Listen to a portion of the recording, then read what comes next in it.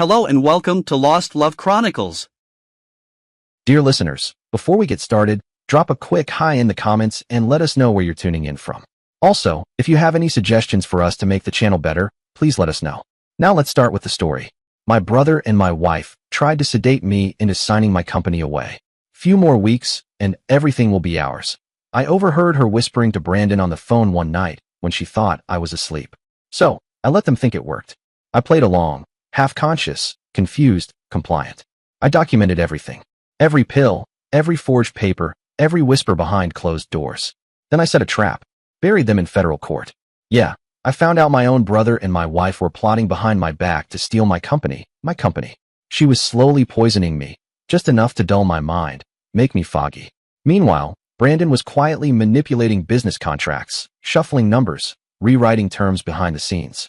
I spent 4 months gathering evidence, texts, emails, voice memos, bank records. I built a counter-conspiracy so tight it made theirs look like amateur hour. And when it was time, I didn't just confront them.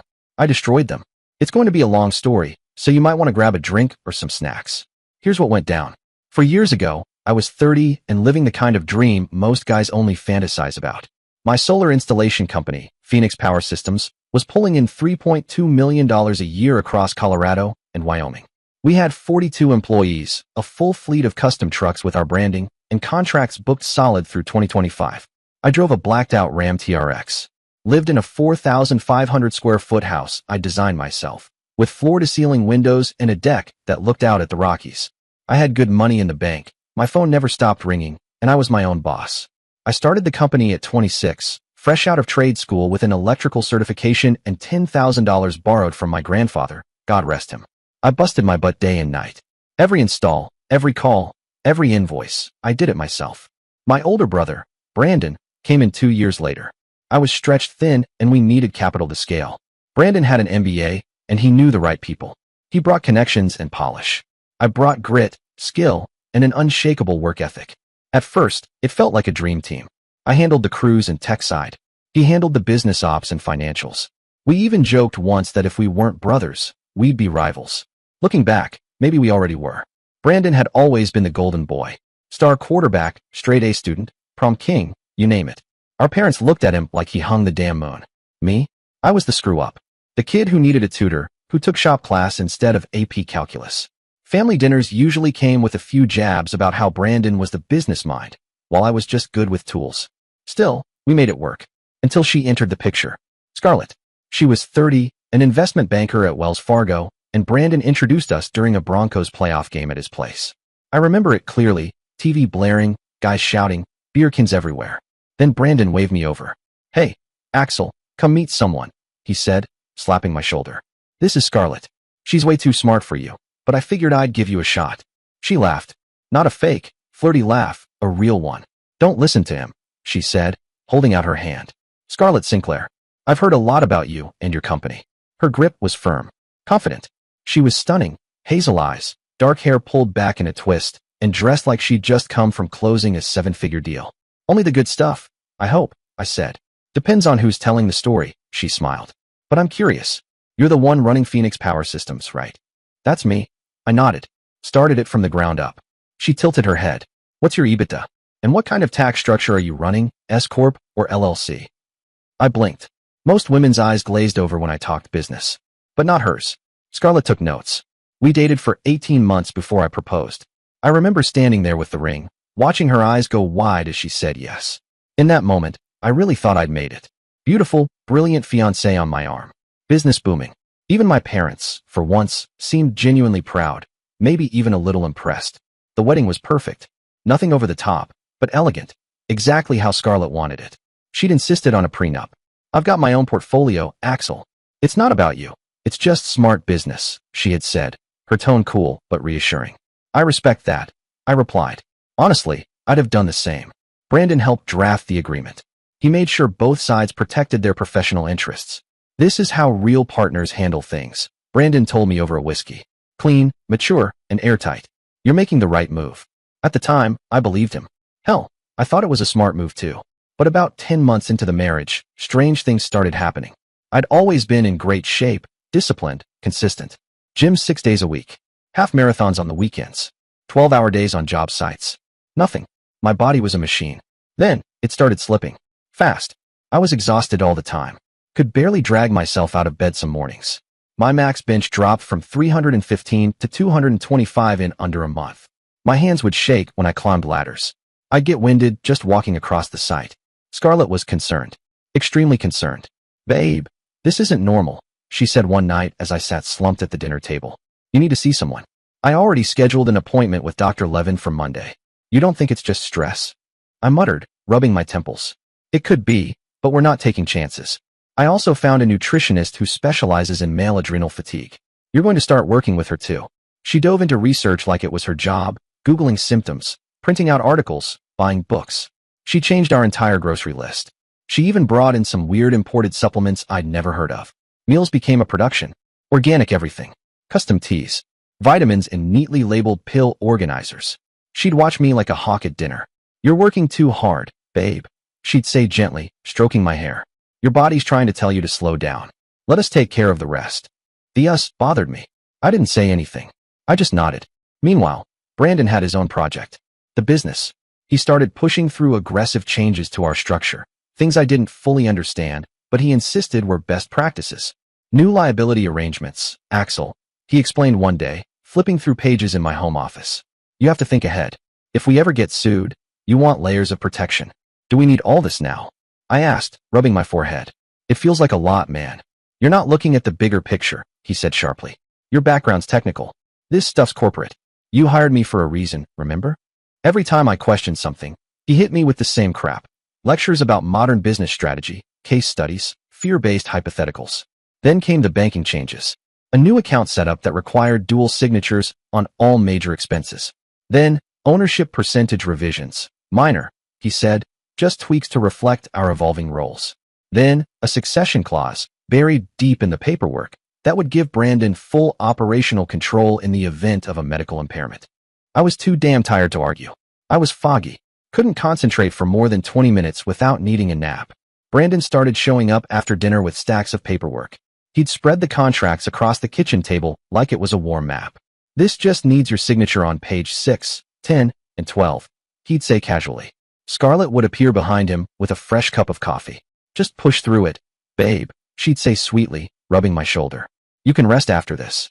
It felt like I was drowning, and they were the ones holding me underwater with a smile. Last December, Scarlett went all out on dinner one night. It was a Tuesday, I remember, because I had skipped the gym again, blaming fatigue. "I made something special," she said, placing a steaming plate in front of me. "It's lamb with saffron, turmeric, and this ancient Himalayan spice blend I ordered online. Supposed to help with focus and energy. It tasted slightly bitter. Not bad, just off." "You sure this is edible?" I joked. She laughed. "It's an acquired taste. But hey, it's supposed to reboot your system." I ate all of it. She'd spent 3 hours preparing the damn thing. I wasn't about to hurt her feelings. Around 9 p.m., I got up to go upstairs and grab my laptop charger. As I reached the top of the stairs, I paused. I heard voices from the kitchen. Our house has this weird acoustic quirk, something about the way the walls were built. If someone's talking in the kitchen and you're standing in the upstairs hallway, you can hear everything. Every word. Clear as if you were standing right there with them. That night, it saved my life. I had just reached the top of the stairs, heading toward the bedroom, when I heard Scarlett's voice on speakerphone. I stopped mid-step, instincts telling me something was off. Then I recognized the second voice. Brandon. Something about their tone. It made my stomach turn. It wasn't just casual conversation. It was gleeful. Strategic. "The timing is perfect," Scarlett said, laughing like she'd just scratched off a winning lottery ticket. "He's becoming more compliant every week. The new dosage is working beautifully." I froze. Completely still. Brandon sounded pleased, smug even. "How much longer until we can move to the final phase?" "Maybe 6 more weeks," she replied smoothly. "I need him completely manageable before we present the ownership transfer. He's still asking too many questions about the business changes." I felt my pulse in my throat. My skin went cold. They continued, casually discussing how to keep me cooperative, how to pace out the legal documents so I wouldn't notice the trap until it was too late. They talked about timelines, upcoming meetings, and this part floored me, some shell company Brandon had created. Rocky Mountain Solar Solutions. Same model as Phoenix. Same client base. Same service area. Ready and waiting to absorb everything I'd built the second I was out of the picture. "The best part is how grateful he is for all my help," Scarlett said, practically giggling. He actually thanks me for taking care of his health. Brandon laughed. It's almost too easy. They mentioned a meeting plan for the next day to review legal documents and sync up their next moves. And then they laughed again. Loud, unfiltered. Like a punchline had just landed perfectly. About me. I stood there, in that hallway, for 20 solid minutes. I didn't move. I couldn't. My mind was spinning, fracturing. Really, trying to make sense of what I'd just heard. My wife was poisoning me. My brother was stealing my company. And they were both laughing at how stupid I was for letting it happen. I wanted to run downstairs. I wanted to scream. But something told me not to. Instead, I turned, walked calmly back to the bedroom, and sat on the edge of the bed, staring at the floor until Scarlett came up. She smiled, handed me some tea, kissed me on the forehead. You okay? She asked. Just tired, I mumbled. She nodded sympathetically and told me to get some rest. I acted completely normal. Because now, it wasn't about reacting. It was about outsmarting them. I started planning that night. But first, I needed someone in my corner. Someone I trusted with my life. The next morning, right after Scarlett left for her 6 a.m. yoga class, I grabbed my phone and called the one person I knew would answer no matter what, Troy. We grew up 3 houses apart. Same bus stop. Same football team. He'd been with me through middle school fights, high school heartbreaks, and every dumb or brilliant decision I'd ever made. He picked up on the second ring. Yo, he said, chewing. You know it's not even light out yet, right? You watching Sports Center and eating cereal? I asked. Every damn day since Clinton was president. I exhaled. Troy, I need to tell you something, and I need you to believe every word. All right, he said cautiously, the tone in his voice shifting. Hit me. I overheard Scarlett on the phone with Brandon last night. She's been poisoning me. They're trying to get me to sign the company over. There was a pause. Then, let me guess, he said. Scarlett finally snapped and tried to murder you with organic kale. Despite everything, I almost laughed. Close, I said. Try prescription drugs in my dinner. Dead silence for about 5 seconds. Then Troy said, I'll be at your house in 20. Don't eat anything she cooked. He hung up. True to his word, he showed up in his work truck 20 minutes later, gravel crunching under the tires like a war drum. Troy runs his own plumbing business, built it from nothing like I did, and he looks like he could bench press a refrigerator without breaking a sweat. He walked in like he owned the place, didn't even wait for me to open the door all the way. All right, he said, giving me one look up and down. You look like death warmed over. I feel worse, I muttered. He walked straight into the kitchen, opened the fridge, started inspecting containers like a health inspector with a grudge. When's the last time you ate something that didn't come from your loving wife? I just gave him a look. Yeah, he grunted. That's what I figured. We sat down, and I told him everything, every word I overheard the night before.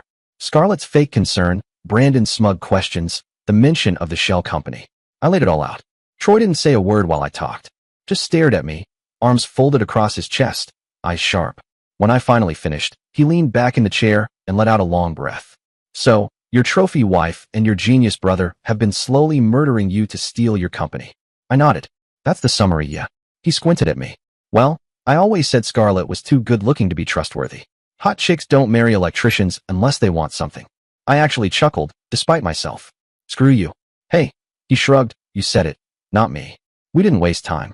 We drove straight to an urgent care clinic in Boulder. I paid cash. I wasn't about to let insurance paperwork tip anyone off, and asked for a full, comprehensive drug screen. While we waited, Troy kept himself entertained by whispering commentary about the other patients in the waiting room. Check out this guy, he whispered, nodding toward an older man hunched over in the corner. Bet he's here because his wife's been poisoning him too. Epidemic, I'm telling you. Shut up, Troy. Roger that. For hours later, we had confirmation. The physician's assistant brought the results into a small private exam room and closed the door. Lorazepam and metoprolol, she said, flipping through the chart. In your bloodstream. Both at concerning levels. I blinked. How concerning? She looked at me seriously. Prolonged exposure could cause cardiac arrhythmia, cognitive impairment, fatigue, and in some cases, fatal heart complications.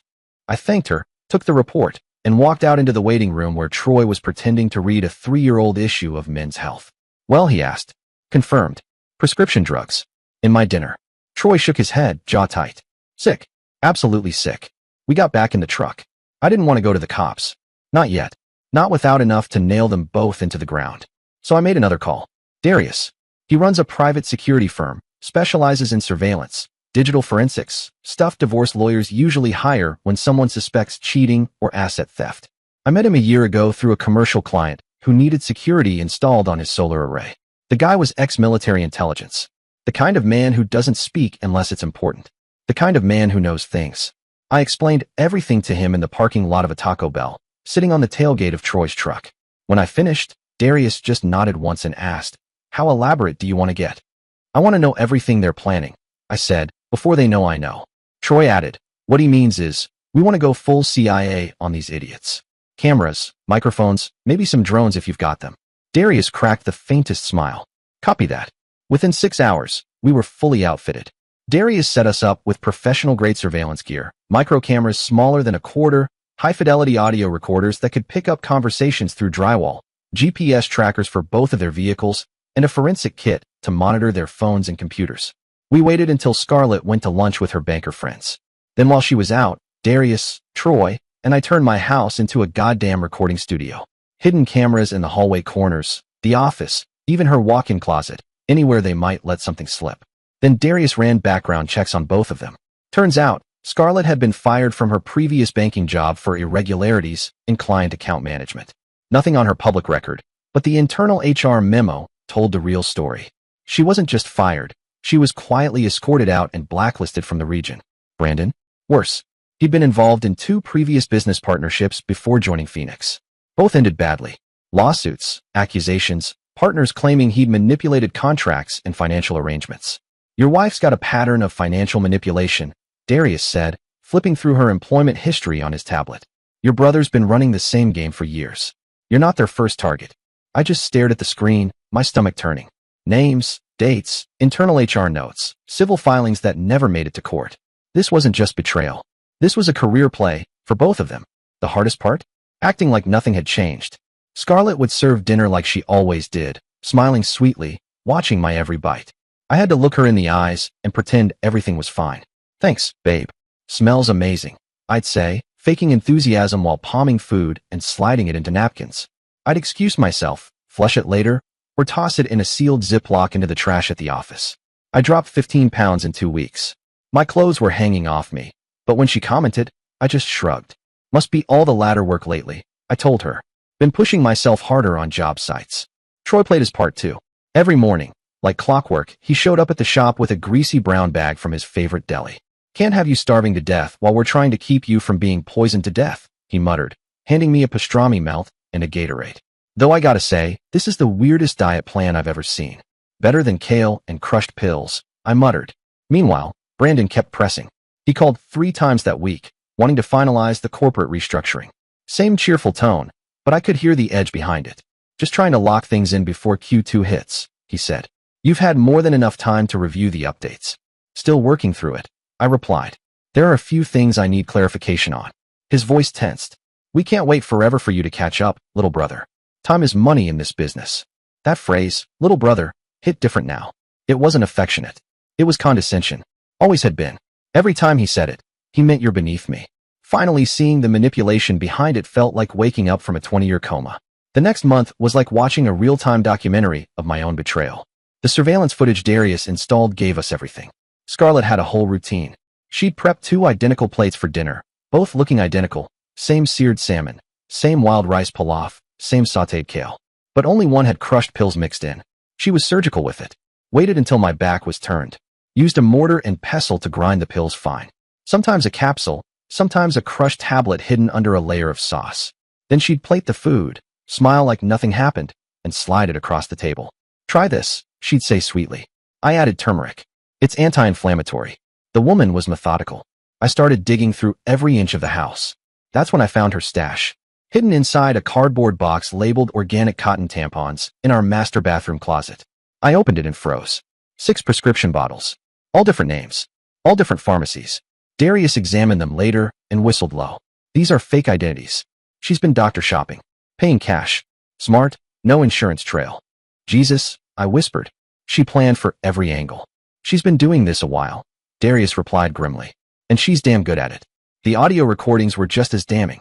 Daily phone calls between Scarlett and Brandon, talking in code, sometimes not even bothering. "Still foggy," Brandon would ask. "Compliant and drowsy," Scarlett would say. "Perfect for signing paperwork." They had strategies, contingency plans, even jokes. They laughed about how stupid I was. It wasn't just betrayal, it was sport for them. Text message recovery told the rest of the story. The affair, the planning, the financial schemes, it had all started just after our honeymoon. 14 months of strategizing how to dismantle my life one piece at a time. Brandon had incorporated Rocky Mountain Solar Solutions 8 months ago. Darius pulled the filing records. It was practically a carbon copy of Phoenix. Same services, same counties, same SEO keywords in the online registration. And the kicker?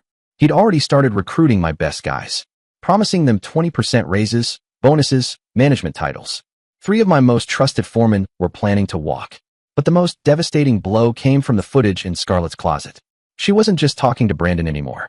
She'd been meeting with someone I didn't recognize, a woman in her 50s, dressed sharp, professional. Darius ran her through facial recognition. Turned out to be a forensic accountant. They weren't just trying to steal my company. They were setting up a narrative where I was the problem. Darius's surveillance revealed the whole game plan.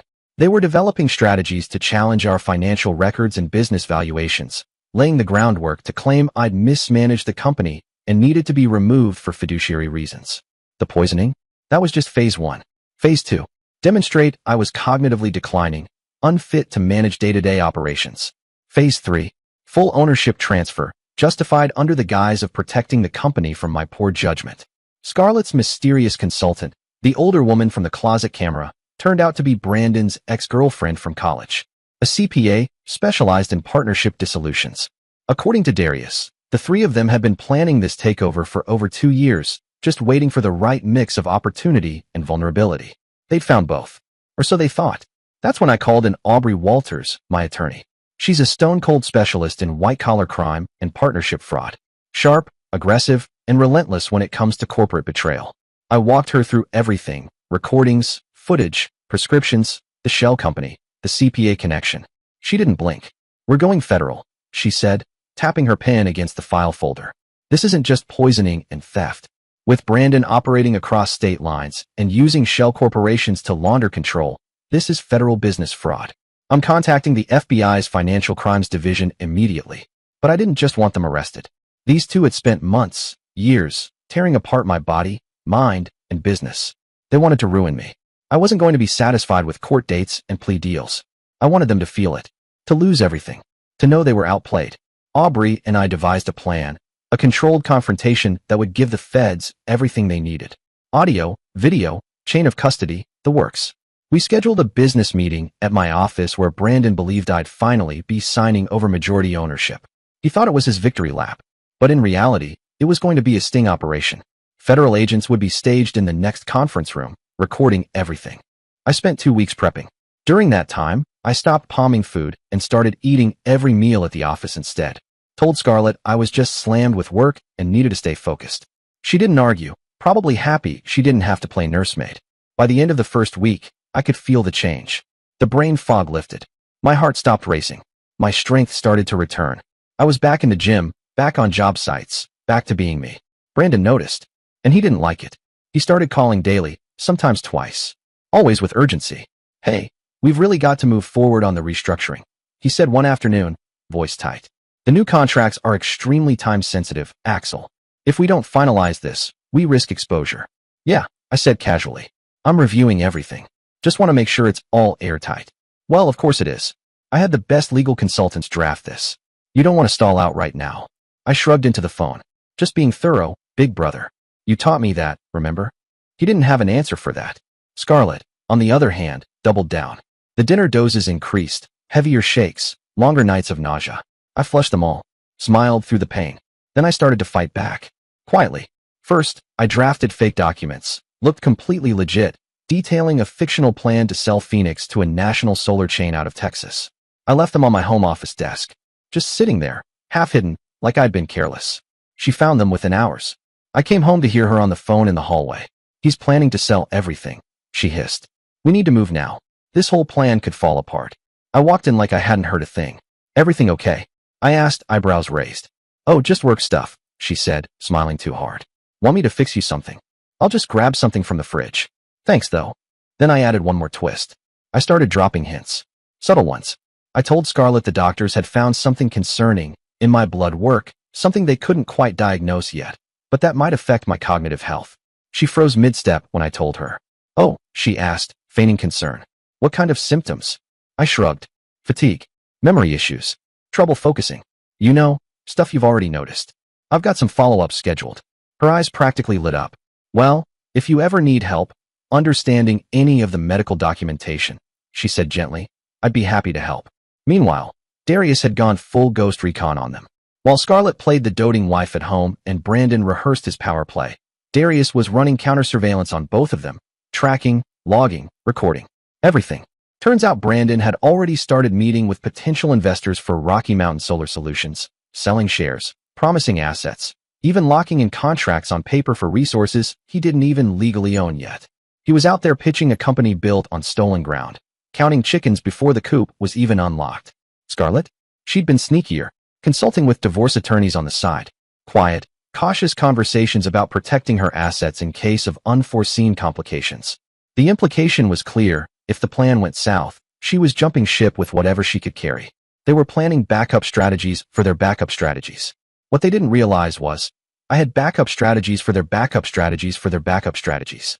I wasn't just going to survive this, I was going to bury them in it. The morning of the big meeting, Brandon arrived at my office with the smugness of a man who thought he'd already won. He wore that designer suit I always hated, charcoal gray, tied at the shoulders like he was trying to intimidate the room by flexing through tailored wool. His Rolex caught the morning sun as he shook hands with the two business associates he brought along. Witnesses, technically. They thought they were there to observe a routine partnership restructuring. What they didn't know, the adjacent conference room was wired, and two federal agents were listening to every word. Darius was parked outside in a blacked-out surveillance van, running video feeds and monitoring the backup audio from the building's Wi-Fi network. Aubrey was on standby, connected to us through a secure line in my office, ready to jump in if anything went sideways. I greeted them like nothing was out of the ordinary. Brandon, gentlemen, come on in. He walked in like he owned the place, briefcase in hand, chin up, eyes scanning the room with confidence.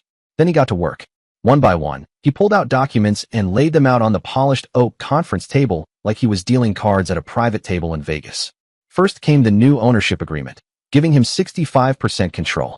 Then the updated liability arrangements, which conveniently made me personally responsible for any future debts tied to the business. Then came the real kicker, a succession plan that triggered an automatic transfer of my shares to him if I was ever deemed medically unfit or cognitively impaired. Wonder where he got that idea from. Brandon turned to his witnesses, smiling that fake smile he's been practicing since high school. This is the evolution we've been working toward, he said smoothly. My brother's always been the hands-on technical guy, but as you can see, the business has grown beyond his capacity. This structure positions us for major expansion while protecting everyone's interests. He was flawless, calm, polished, persuasive. His witnesses nodded thoughtfully, flipping through pages, impressed by the vision behind the restructure. Brandon was in his element, playing the part of the visionary leader cleaning up a messy little family business. When he finally finished his performance, he turned to me. Just need your signature here, here, and here, he said, tapping the pages with a Montblanc pen. Everything's ready to move forward. I didn't move. I leaned back in my chair and just looked at him. You know what's funny, Brandon? I asked, voice casual, almost nostalgic. I've been thinking about this meeting for weeks, and I keep coming back to something Dad used to say about you. His smile twitched. What's that supposed to mean? I kept my eyes on him. He said, Brandon's always been good at taking credit for other people's work. The room went quiet. You could feel the tension shift. His two associates looked at each other awkwardly, unsure if this was a joke or a family squabble. Brandon let out a short laugh, but I saw it. His eyes shifted. Calculating. This is just business restructuring, he said, trying to regain control. Nothing personal about it. I stood up slowly and walked to my office safe. The door was open, by design, so everyone could see me clearly. The agents next door were probably wondering what I was doing, but this part wasn't in the script. This part was mine. Business restructuring. I repeated, pulling out a thick, red folder from the safe. I turned and walked back to the table, letting the silence stretch. Is that what you call conspiracy to commit fraud and, well, attempted murder? Then I dropped the folder on the conference table. I flipped the folder open, and the photos spilled across the table like a trap snapping shut. Clear, high-res photos of Scarlett's hidden stash, multiple prescription bottles under false names, hidden in tampon boxes and makeup containers. Then came the transcripts, audio files burned to disk, time-stamped and transcribed. Every word they thought they'd whispered in private now laid bare in black and white. Then the bloodwork reports, showing the systematic poisoning in my system, lorazepam and metoprolol, administered in consistent, escalating doses. Brandon's face went ghost white. His so-called business associates stopped nodding and started slowly backing toward the door. One of them looked like he wanted to melt into the carpet. Brandon's voice cracked hard. "Where did you get this?" I didn't flinch. Just looked him dead in the eye. Turns out, when you try to poison someone, you should probably make sure they're not recording every conversation in their house. I reached back into the folder and pulled more screenshots of his text messages with Scarlett, photos of her doctoring my food, timestamped and tagged by Darius's surveillance. Bank records showing multiple cash payments for off-the-books prescriptions. And the cherry on top, the incorporation documents for Rocky Mountain Solar Solutions. Clear evidence he was duplicating my company behind my back and selling it off piece by piece. "You should be proud, brother," I said, spreading the papers across the conference table. "This is probably the most elaborate theft I've ever seen. Real sophisticated stuff." Brandon lunged forward, reaching to grab one of the documents. Maybe instinct, maybe desperation, but I stepped in front of him fast and firm. "I wouldn't touch those if I were you," I said coldly. "The FBI tends to get cranky about evidence tampering." That's when it happened. The door opened. 3 men in dark suits stepped inside, flashing badges so fast and smooth it felt like a movie. "Mr. Brandon Lane?" one of them asked, already pulling out a pair of cuffs. The look on Brandon's face was pure shock, jaw slack, eyes darting, mouth opening like he had one last pitch left in him. But it didn't matter. His hands were already behind his back before he could speak. His witnesses were frozen, mouths half open, no idea what they'd just walked into. While Brandon was being cuffed in my conference room, other federal agents were hitting our house, his apartment, Scarlett's office. The coordination had been in motion for weeks. Aubrey had helped line everything up. No chance for a warning call. No chance to run. But me? I wasn't done. I wanted to see the other half of this empire fall with my own eyes. So after Brandon was dragged out, Troy and I got in his truck and drove straight to Scarlett's office. We parked in the underground garage, tucked between 2 concrete support pillars, and waited. "You sure you want to do this?" Troy asked, leaning against the hood with his arms crossed. "Watching your ex-wife get arrested might be traumatic." I didn't look at him, just stared at the stairwell. "I think I'll manage." He nodded. "Fair enough.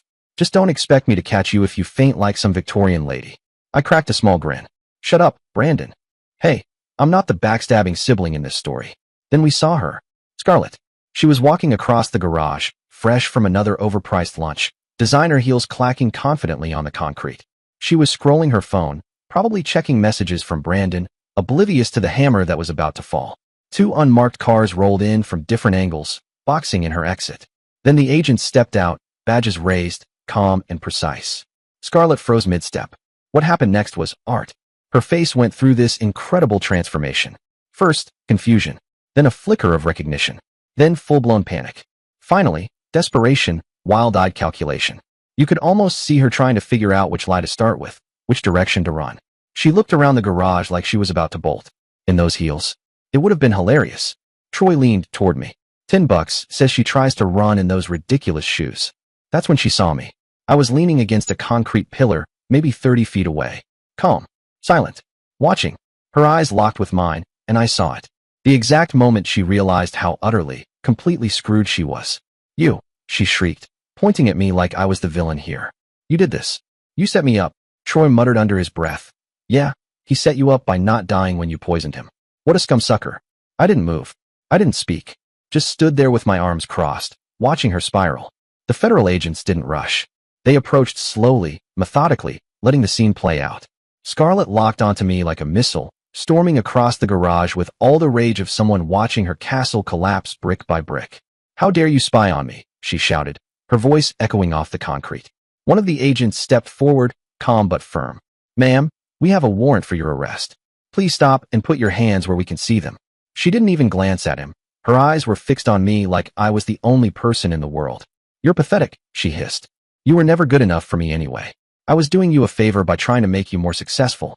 I stayed leaning against the pillar, arms crossed, voice flat. "More successful at dying, you mean?" Troy let out a sharp snort next to me. Damn, that seemed to snap something in her. Her composure shattered like glass. She started screaming, hands flailing, words tumbling over themselves. "I gave you everything. I wasted 3 years of my life on someone beneath me. You think you're smart? You're nothing without Brandon's guidance. Just a blue-collar grunt pretending to be a businessman." Troy stepped forward slightly, hands casually in his pockets, but ready for anything. "Lady, that blue-collar grunt just outsmarted your entire murder conspiracy. Maybe rethink the insults." The agents looked tense, watching Scarlett barrel toward me like she might actually throw a punch. I gave them a small wave. Not yet. I wanted to hear it all. Let her hang herself with her own arrogance. She wasn't done. I gave you everything, she spat. I made you better food than you deserved. I managed your health better than you ever could. I was upgrading your pathetic life. Her hands were trembling now, not from fear, but from rage. You were too stubborn, too controlling. Someone had to help you make better decisions. You needed it. I didn't say a word, just watched. Calm, silent. The look on her face twisted with each second of my silence. Finally, one of the agents stepped forward again. Ma'am, you need to stop talking and comply with our instructions. That was the match on gasoline. Scarlett whipped around, fury in her eyes. Do you know who I am? I'm a senior investment banker. I manage portfolios worth millions. You can't treat me like some common criminal. Troy couldn't help himself. Actually, attempting to murder someone makes you exactly a common criminal. The agent didn't blink. You're under arrest for conspiracy to commit murder, drug trafficking, and federal fraud charges. Please turn around and place your hands behind your back. And that's when she snapped. I'm being set up, she screamed, trying to twist away. This is all a misunderstanding. He's lying. He's been manipulating the narrative. I'm innocent. She fought like a wild animal, kicking and squirming as two agents finally pinned her arms and secured the cuffs. This is your fault, she shrieked at me, eyes wild. You're destroying an innocent woman's life because you're too paranoid to trust your own family. I didn't respond. I didn't flinch. Just watched. One of the agents opened her designer handbag and started cataloging its contents. Then paused. He reached in and pulled out a small prescription bottle. Then another. Then a third. All with different names. All fake. Prescription bottles with fake names. Her face went dead white the moment the agent held up the pill bottles. These aren't mine, she snapped, voice trembling with panic. Someone must have planted them. I couldn't help it. I actually laughed. Right? I said, raising an eyebrow. Someone planted prescription bottles with your fingerprints in your purse. Makes total sense. The agents didn't even entertain her theatrics. They were already leading her toward the cruiser, one on each arm, as she kept trying to twist her head around and yell back at me. You'll regret this, she screamed. You'll never find anyone better than me. You're nothing without me. Troy didn't miss a beat. Lady, he called out, grinning, he's got a better relationship with his electrician than he had with you. I stayed a few paces behind them, not interfering, just watching. Watching her perfect little world crumble under the weight of her own arrogance. Watching as the agents opened the door and loaded her into the back seat like a bag of trash heading for disposal. Right before they shut the door, she looked directly at me one last time. No more performance. No more fake tears. Just raw, venomous hatred. I should have used more poison, she said, her voice like acid. The door slammed shut. The agent who'd been leading the arrest walked over to me, arms crossed, nodding slowly. That confession she just made, that's going to make prosecution a lot easier. I didn't say anything at first. Just kept watching the police car roll out of the garage and disappear up the ramp. Good, I finally muttered. Troy clapped a hand on my back hard enough to jolt me. Well, he said, that was entertaining. Your ex-wife's got a real flair for the dramatic. Too bad she's also completely insane. We were halfway back to the office when my phone buzzed. Darius. How'd it go? He asked, voice calm as ever. Better than I expected, I said. She basically confessed to attempted murder in front of 6 federal agents. He let out a low whistle. Beautiful. Some people really are their own worst enemies. He wasn't wrong. The preliminary hearings were brutal for both of them. Scarlett's attorney tried to spin some nonsense about her being coerced by Brandon, claimed she was manipulated, vulnerable, pressured. Brandon's lawyer tried a different angle, arguing that the whole thing was just ambitious business restructuring, and any confusion was purely administrative. It didn't matter. Not when prosecutors played the recordings. Not when the texts, emails, and video clips painted a picture of deliberate, premeditated conspiracy. During the proceedings, I filed for divorce. I invoked the fraud clauses in our prenup, clauses she'd insisted on, ironically. Her criminal charges voided any claim to marital assets. She walked in with a plan to steal half and walked out with nothing. As for Brandon, I exercised my right to buy out his shares at the penalty rate. Basically pennies on the dollar. Within 60 days, I owned 100% of Phoenix Power Systems. All contracts, all vehicles, all accounts. Mine. Scarlett lost everything. Her car, her investments, her precious reputation. Brandon lost his stake, his shell company was dissolved, and all those people he'd recruited came crawling back, resumes in hand, pretending they hadn't known what was happening. The federal trial was nothing short of a masterpiece. Aubrey had handed the prosecutors everything on a silver platter. The defense teams had nothing, no leverage, no evidence, just overpriced suits and flailing arguments. But before I could even enjoy watching their carefully constructed lives implode, I had one more thing to deal with. My parents. 3 days after Brandon's arrest, I was at home, finally reviewing some long-overdue business contracts when Darius's security system pinged. Multiple vehicles in the driveway. I pulled up the cameras and saw my dad's Cadillac, my mom's pearl-white Lexus, and a third car I didn't recognize. Then I saw them, my parents, flanked by my Aunt Susan and Uncle Frank, marching up to my front door like they were delivering a sermon. I opened the door before they could knock. My mother didn't say a word. She just brushed past me like she owned the place. The others followed without invitation, settling into my living room like they were staging some kind of family intervention. My father turned to face me, his voice low and grave, the same tone he used when I got caught skipping school in the 8th grade. "We need to talk," he said, serious as a heart attack. It was the voice that used to work when I was 12. My mother started crying the second she sat down, like flipping a switch. It was her signature move. Tears before reason, emotion before truth. "How could you do this to Brandon?" she sobbed, clutching a tissue like it physically hurt her to say the words. "He's your brother, Axel. Family doesn't destroy family over business disagreements." I looked at them, for people I shared blood with, standing in my house, in my living room, demanding that I explain why I wasn't okay with being slowly murdered for profit. Something in me cracked. "Business disagreement," I said, keeping my voice calm, almost cold. "Brandon and Scarlett tried to poison me. They were drugging my food for over a year." My Aunt Susan, clutching her purse like a church hymnal, jumped in immediately with the family's favorite script. "Brandon would never hurt you. You're being paranoid. Vindictive. This isn't about facts, it's about jealousy." I blinked at her. Jealousy? Uncle Frank, Brandon's lifelong hype man, took a different route, playing mediator like he was negotiating a parking ticket. "Look, maybe things got out of hand," he said, voice low, palms raised. "But sending your brother to federal prison? That's not the answer. Family problems should be handled within the family." My dad nodded like this was gospel. "We've already spoken with Brandon's attorney," he said, his voice that familiar, dismissive tone. "If you drop the charges and handle this privately, we can all move forward." I stared at him. I didn't say anything for a solid 10 seconds. "You want me to drop attempted murder charges against the brother who tried to kill me?" My mother's crying kicked into a higher gear. "Stop being so dramatic. Brandon loves you. He tried to steal my company while slowly poisoning me to death," I said, my voice now icy. "There are recordings of him planning it." That could be taken out of context," Susan said, waving a hand like reality was negotiable. "People say things they don't mean when they're frustrated. That's when it really hit me.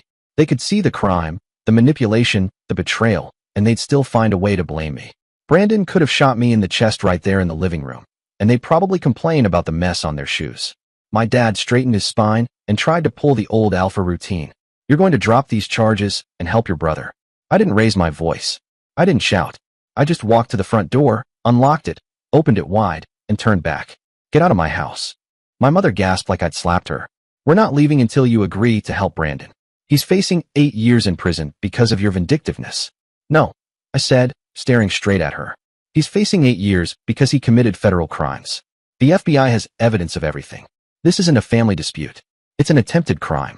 Frank tried a final Hail Mary. "Think about your mother," he pleaded. "This is tearing her apart. Is your pride really worth tearing the family apart?" I turned and looked directly at my mother, still clutching that tissue like it could protect her from the truth. "Brandon chose to poison me. Scarlett chose to help him. You're choosing to blame me instead of them. Everyone's making their choices here." My dad's face went red, jaw clenched, voice sharp with old resentments. "You always were a selfish, ungrateful kid. We should have known you'd turn on family when things got difficult." That one hit differently. Because it wasn't just about now, it was about everything. Every dinner, every comparison, every time they'd made it clear I was the expendable one. The helper. The support beam under Brandon's throne. I met his eyes. "You're absolutely right, Dad," I said, steady as stone. "I'm turning on the family members who try to kill me." Darius chose that moment, perfect timing, honestly, to stroll in through the back door like he lived there. He probably monitored the entire train wreck of a conversation through my home security feed. He was calm as ever, eyes scanning the room with that cool ex-military precision that made people nervous. Troy followed him in, carrying a Subway bag in one hand and a half-empty bottle of Coke in the other. He looked at my relatives like he'd just walked into a funeral he didn't care about attending. "Evening, folks," Darius said smoothly, glancing around at the very uncomfortable audience in my living room. "Nice night to visit family." Troy didn't even wait to sit down before unwrapping his sandwich. "Let me guess," he said through a mouthful. "Family intervention caused someone tried to poison their son, and now somehow he's the problem?" Aunt Susan gave them both a cold, practiced ignore. "Think about Christmas," she said, turning to me like she was pitching a holiday special. "Think about family gatherings. Do you really want to destroy all that over some business problems?" Troy actually choked laughing, had to cough into his sleeve before he could talk. "Business problems?" he said, wheezing. "Lady, that's like calling bank robbery a withdrawal dispute." Darius stepped forward a little, just enough to shift the energy in the room. Suddenly, these four people, who had marched into my house like they owned the deed, started looking small, uncertain, like they'd forgotten for a second whose house they were in. "From what I understand," Darius said casually, "family gatherings are probably a whole lot safer without people who poison each other." My mother turned to me, eyes wide and glassy, playing the final card in her deck. The desperate one. "Choose family, honey," she whispered. "Choose Brandon. Don't let these outsiders turn you against your own blood." Troy, now sitting with his sandwich half gone, didn't even blink. "Ma'am," he said, voice flat but respectful, "with all due respect, your definition of family is seriously messed up. Normal families don't require their kids to almost die just to prove loyalty." My dad squared his shoulders and gave it one last go. The father knows best stare. The disappointed patriarch routine. "If you go through with this prosecution," he said, voice low and warning, "don't expect us to be there for you anymore." Troy raised both eyebrows, slow and dramatic. "Oh no," he said with a theatrical gasp. "He's losing the support of people who think murder is negotiable. However will he cope?" Darius snorted. "Isn't that what got you into this situation in the first place?" "That did it." They left after that, faces twisted, shoulders stiff, not one of them looking back. But my mother paused just before walking out the door. She turned to me with one final performance, eyes heavy with bitterness. "I hope you can live with yourself when your brother is in prison," she said. "This family will never be the same." As they drove away, silence settled like dust. Troy wiped his mouth with a napkin and finally looked at me, really looked at me, for the first time all night. "Serious. Sincere." I sighed. "All right, Troy, just say it." He nodded. "You finally figured it out." "Figured what out?" He leaned forward. "Those folks of yours are seriously screwed up. And they're not your family." "Not really. They never were." I nodded, throat tight. "Well," I said, cracking a half smile, "at least I have you, brother. Unless, of course, you're planning to murder me too." He grinned and tossed his empty wrapper in the trash. "Not you. But I'm definitely down to help bury those idiots. See, Troy's my real brother. Always has been. Now, here's what happened next. Scarlett got 6 years, attempted murder, conspiracy to commit fraud, and drug trafficking. The trafficking charge stuck because of her multi-state prescription scam. Apparently, under federal law, that counted as interstate commerce. Who knew? Brandon? Brandon got 8 years as the ringleader.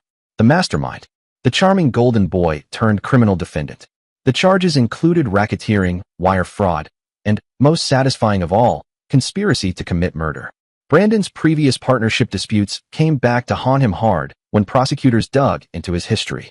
Turns out, if you've been accused of manipulating contracts and screwing over business partners twice before, the court tends to notice a pattern. The jury definitely did. 7 years' worth of shady deals and failed ventures lined up like dominoes, and Brandon just happened to be at the center of every single one. Both he and Scarlett were handed felony convictions, real career enders. Not the kind you quietly recover from with a new job and a new haircut. I mean the kind that put permanent stains on your name. Scarlett? She can never work in banking again. No firm would even let her interview. Brandon? Lost every license and certification he ever bragged about at family dinners. He's toxic in any corporate setting now, blacklisted and irrelevant. But federal prison? That was just the appetizer. The main course was civil court, and let me tell you, it was 5-star. I went after both of them for everything they had, or thought they had. Actual damages, punitive damages, medical expenses, lost business opportunities, emotional distress, and, of course, attorney fees. Aubrey and her legal team didn't play around. We calculated everything down to the dollar and requested $850,000 in total compensation. And guess what? We got every single cent plus court costs, plus additional penalties. Here's where it got really satisfying. Turns out, Scarlett's parents had co-signed a few of her investment loans. They thought they were helping her break into real estate, maybe funding a little side business. What they were actually doing was underwriting a conspiracy. So when she couldn't pay a dime of the civil judgment from prison, the court came knocking. They lost their vacation house in Aspen and had to drain their retirement accounts to cover her debts. Scarlett scorched more earth than a forest fire. And it didn't stop there. Some of her investment banker friends, the ones who used to swirl martinis at our parties and casually flex about hedge funds, turns out they'd been feeding her insider info for years. Thought it was harmless, just chatter between friends. The SEC didn't agree. 3 of them lost their licenses and jobs in under a month. As for Brandon, his wife, Erica, wasted no time. Filed for divorce while he was still waiting on sentencing. Took the kids, packed up, and moved to her parents' place in Oregon. Can't blame her, he was radioactive. No employer would touch him. The whole solar industry knew the story by then. Hell, it made Bloomberg Businessweek. The Solar Poisoning Conspiracy. That was the title. I couldn't have come up with better PR myself. And I made sure no one forgot it. Trade publications, industry panels, LinkedIn posts, you name it. I put the story everywhere. I even shared a redacted version of the FBI's press release on our website. Clients thanked me for the transparency. Future partners felt reassured. And I slept like a damn baby. Neither of them will ever work in their fields again. 6 months after sentencing, Phoenix Power Systems was running hotter than ever. We had a 6-month wait list for installations. The best part? We landed 4 huge commercial contracts directly because clients read about the case and wanted to support the guy who beat the con artists. The biggest deal? A $2.3 million solar install for a hospital group. That one came with referrals to 3 more facilities. We brought on 12 new installers, expanded into battery storage, and opened a second location in Wyoming. End-of-year revenue hit $4.1 million. Our best year ever. Darius became our permanent security consultant, locks, systems, protocols, employee vetting. No more weak links. No more blind spots. Then came the letters. One from Scarlett. One from Brandon. Both sent from federal prison. Handwritten apologies, begging for help with their appeals. I read each of them once. Then I fed them into the industrial shredder in my office. Troy happened to be there the day Scarlett's letter arrived. He was standing behind me as I opened it, sipping coffee and flipping through a tool catalog like nothing serious was happening. Listen to this, I said, holding up the paper like it was a joke. She says she was manipulated by Brandon. Claims she never really wanted to hurt me. Says she still loves me and hopes we can reconcile after she serves her time. Troy spit his coffee so fast it hit the trash can. Reconcile? What's she gonna do? Promise not to poison you next time? I laughed, shaking my head. That letter was something else. Full of flowery language, excuses, fake regret, twisted self-pity. No accountability. Just long-winded attempts to rewrite history. It was the perfect proof of just how completely delusional she still was. Pure manipulation, even from prison. That was Scarlett's specialty. Brandon's letter? Predictable as hell. Troy was standing next to me when I opened it, sipping from his ever-present coffee mug and reading over my shoulder. Listen to this, I said, handing it over. Troy snorted after reading the first paragraph. He's blaming her for everything? Guy tried to murder you, and he's acting like he was doing you a favor. Exactly. Brandon claimed he'd only gone along with Scarlett's plan to protect me and the business. Said he'd been manipulated, pressured, and ultimately trapped in her schemes. Then he had the audacity to suggest we could rebuild our relationship if I helped him appeal his conviction. The man had zero shame. Their appeals were denied within 6 months. Scarlett argued ineffective counsel and coercion, laughable considering her obsession with micromanaging every detail of their plan. Brandon went with prosecutorial misconduct and claimed there was insufficient evidence. Neither argument stood a chance. The evidence was a tidal wave, and the recorded conversations left no doubt about premeditation. They didn't just fall into this. They engineered it. But the final piece of satisfaction came later. Federal investigators kept digging and found out Brandon had been running similar partnership scams in Nevada and Utah. Same shell company tactics, same manipulation of contracts, same theft from small business owners who trusted him. That added a fresh stack of charges. His sentence was extended to 12 years. No early release, no shortcuts. The golden child would be eating gray trays and breathing institutional air for over a decade. Scarlett didn't fare much better. A forensic audit of her old banking records uncovered years of embezzlement. 3 years, to be exact. She'd been siphoning from client accounts to fund her business ventures. That bombshell added more years to her sentence. Her final term? 8 years, no parole.